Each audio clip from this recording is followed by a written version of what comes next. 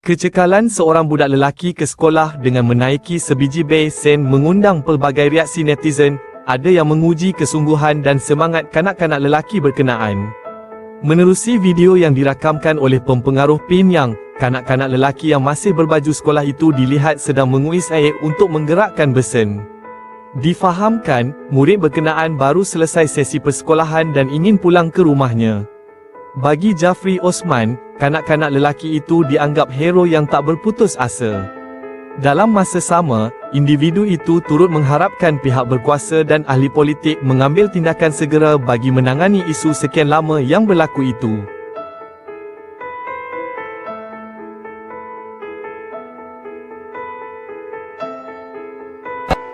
Terima kasih kerana menonton. Kalau anda suka video ini, jangan lupa untuk like, share dan subscribe. Kita jumpa lagi dalam video akan datang.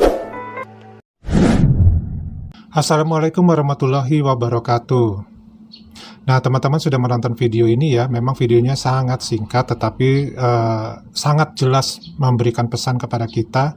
Sampai-sampai Pak D ini nggak tega untuk memberikan judul apa di video ini. Tapi ya itulah yang terjadi ya. Yang faktanya seperti itu.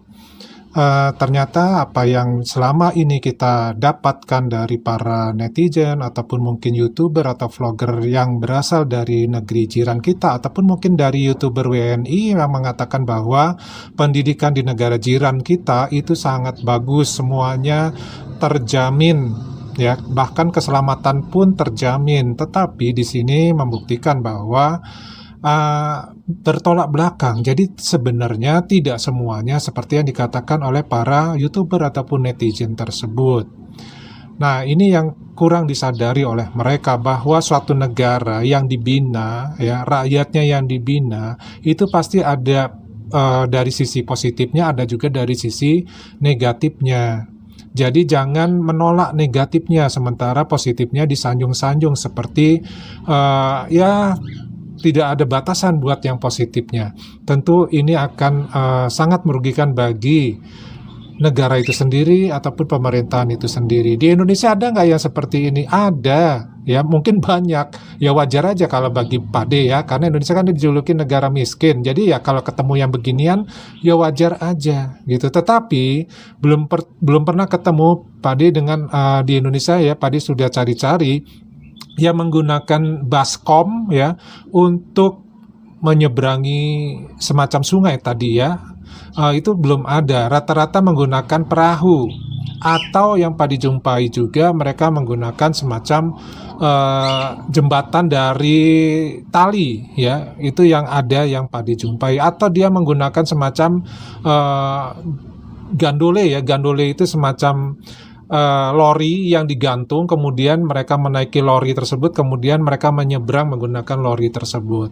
Nah, itu yang Pak dilihat di Indonesia ada yang seperti itu ya, walaupun memang sebenarnya itu tidak layak ya, bahkan tingkat resiko itu sangat tinggi bagi keselamatan dari yang menggunakannya sendiri. Tetapi karena memang lingkungannya memaksa hal seperti itu ya, sementara mereka mempunyai niat belajar yang sangat kuat, maka apapun akan ditempuh, termasuk yang di negeri jiran kita di Malaysia. Walaupun menggunakan semacam baskom besar untuk menyeberang dari rumah ke sekolah atau sebaliknya, karena semangatnya yang tinggi itulah yang menyebabkan nekat ya kalau Pak dibilang ya untuk melakukan hal tersebut. Ya, ini semacam gambaran bahwa di setiap negara itu pasti ada dunia pendidikannya yang memang masih kurang dari yang semestinya, walaupun ada juga pendidikannya yang lebih dari berkecukupan. Ini yang namanya ketimpangan. Nah, ketimpangan inilah yang seharusnya ya dipahami oleh mereka-mereka yang memegang penguat kuasanya. Ya, kenapa? Ya kalau kita sudah terbiasa hidup di lingkungan yang memang serba ada, serba modern, tentu ini tidak menjadi masalah. Tetapi sebagai pemimpin suatu bangsa, suatu negara harusnya berpikir juga untuk mensejahterakan yang ada di daerah-daerah.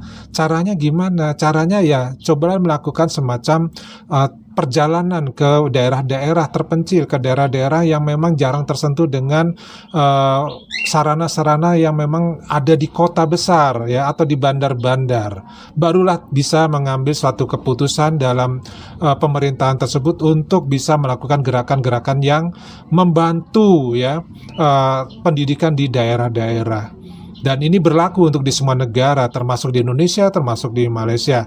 Nah, maksud Padi mengutarakan video ini sebenarnya bukan dari Padi aja. Ini video sudah viral juga di Malaysia, bahwa hal ini ternyata ada di Malaysia. Jadi selama ini yang digembar-gemborkan oleh para netizen, YouTuber, bahwa di Malaysia pendidikannya itu sangat sempurna ya, faktanya ada juga yang tidak gitu. Itu maksud Padi. Jadi jangan berlebihan di dalam menyampaikan sesuatu, karena pasti ada sisi negatifnya ya.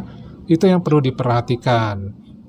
Jadi mudah-mudahan ini menjadi suatu informasi buat kita semua, bahwa kita jangan selalu dibodohi ya dengan informasi-informasi yang selalu positif, yang selalu memuja-muja hal-hal yang sifatnya positif. Karena apa? Karena manusia itu hidup ya, kadang di atas, kadang di bawah. Nah, ketika yang di bawah, maka nggak bisa bicara lagi ya. Ini yang perlu diperhatikan. Oke teman-teman, dari Padi cukup sekian dulu ya. Kita ketemu di video yang lainnya. Wassalamualaikum warahmatullahi wabarakatuh. Salam.